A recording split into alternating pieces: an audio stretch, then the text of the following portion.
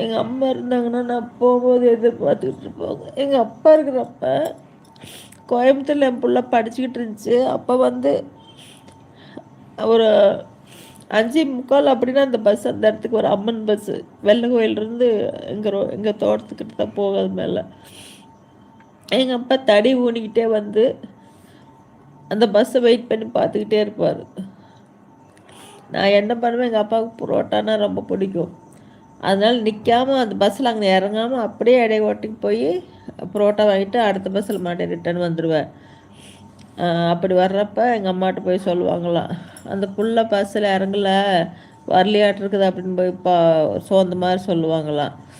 அப்புறம் நான் அதுக்கப்புறம் இடைக்கோட்டு போயிட்டு வந்து இறங்குன்னா, நான் வந்து பஸ்ஸை பார்த்துக்கிட்டு இருந்தேன், நீ இறங்கல போயிட்ட அப்படின்னாங்க.